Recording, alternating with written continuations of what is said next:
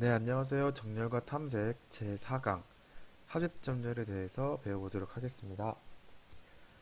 자, 지난 시간에 선택 정렬과 버블 정렬을 배워봤는데요. 이번에는 정렬 방법의 마지막 단계인 삽입 정렬에 대해서 배워보도록 하겠습니다.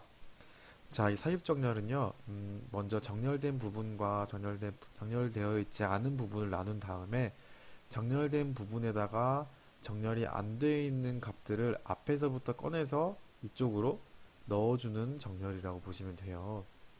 그래서 하나씩 꺼내서 정렬된 부분의 마지막 값부터 비교하면서 그 위치를 찾아가는 방법을 삽입 정렬이라고 했습니다. 자, 그러면 첫 번째 단계는 첫 번째 단계부터 살펴보겠습니다. 두 번째 자료를 기준으로 설정한다. 이게 무슨 말이냐면 자, 기존의 정렬 방법 같은 경우에는 처음부터 시작했을 때 이 전체를 다 정렬이 되지 않은 부분으로 판단을 했었죠. 그러나 사입 정렬은 차이점이 있습니다. 첫 번째로는 처음 시작을 할 때 이 첫 번째 원소 위치는 정렬이 되어 있다고 가정을 먼저 합니다. 그래서 이쪽은 정렬이 완료되어 있다고 가정을 하고요. 이 부분을 정렬이 안 되어 있는 부분, 즉 정렬을 해야 되는 부분으로 가정을 하고 시작을 합니다.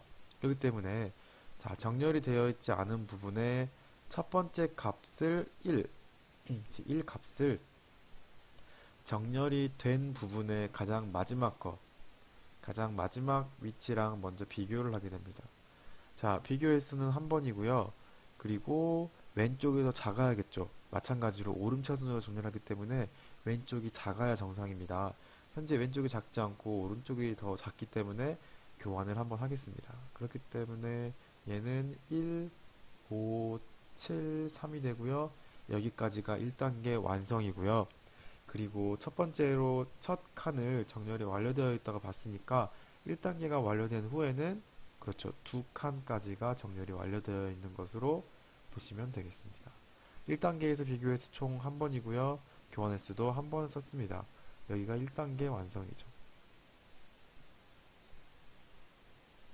자, 2단계의 시작은 1단계 완성으로 시작합니다.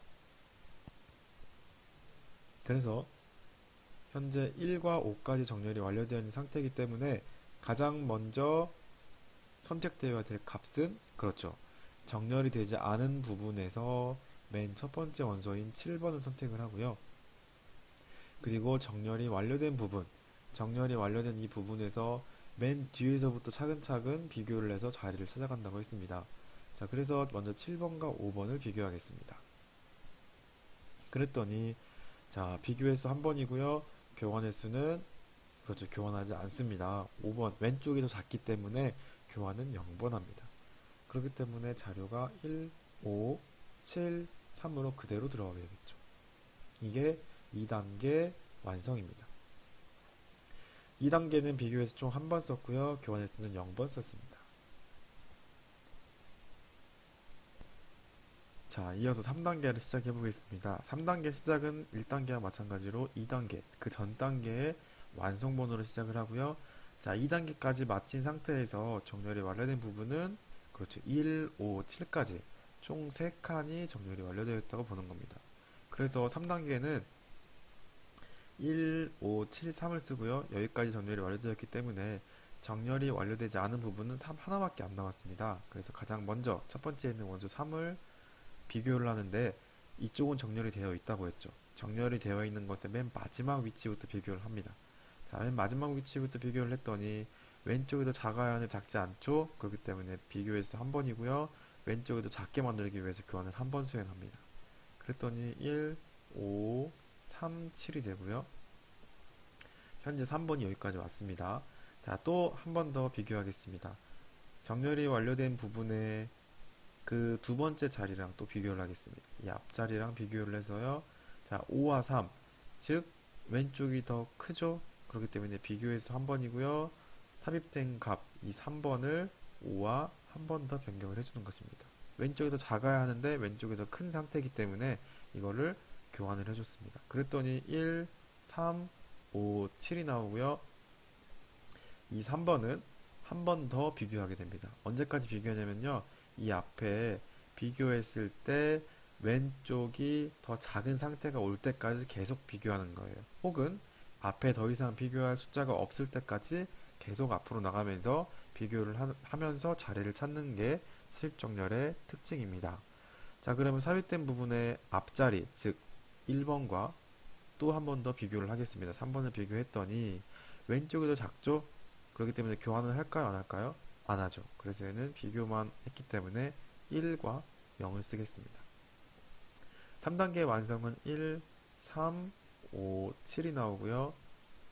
3단계 완성입니다. 3단계에서 총 비교 횟수는 3번이 나오고요. 교환 횟수는 2번입니다.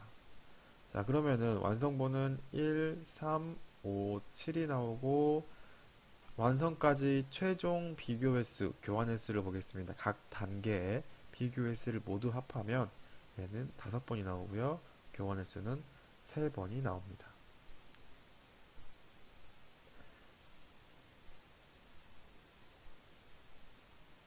자, 이제 삽입정렬의 특징과 장단점을 보겠습니다. 특징에서는 이미 정렬된 곳에 새로운 자료를 삽입을 할 경우에 효율적이라고 했습니다. 우리가 조금 전에 정렬했을 때 정렬된 곳은 따로 비교하거나 교환하지 않았죠. 그렇죠. 새로운 자료만 정렬된 위치에다가 차근차근 비교해가면서 자리를 찾았던 것처럼 이미 정렬된 곳에 효율적인 것은 삽입 정렬이 효율적이라고 할 수 있습니다. 그리고 정렬되어 있지 않은 부분의 개수가 0개일 때 정렬을 마치는 특징이 있고요. 방법 마찬가지 단순하고 선택 정렬보다 비교 횟수가 적다는 것을 알 수 있습니다. 자, 여기서 비교하는 자료가 너무 작기 때문에 티가 잘 안 날 수 있다고 저번에 설명을 해드렸습니다. 그래서 실제로 비교 횟수가 적다는 것을 확실히 알려면 비교하는 자료의 개수를 늘리면 이거를 확실히 알 수 있습니다. 자, 단점입니다. 자료의 개수가 많을 때는 이동이 매우 많아지기 때문에 정렬하는 시간이 매우 오래 걸린다는 단점을 가지고 있습니다. 자, 이번 시간에 댓글 퀴즈 문제를 내겠습니다. 오늘도 마찬가지로 2, 1, 3, 4를 가지고 조금 전에 배운 삽입정렬 알고리즘을 써서 오름차순으로 정렬을 하려고 할 때 1단계까지 수행을 완료한 상태는 어떻게 될까요? 네, 한번 떠올리면서 삽입정렬 같은 경우는 1단계에서는 첫 번째 칸을 정렬이 되어 있다고 가정을 하고요.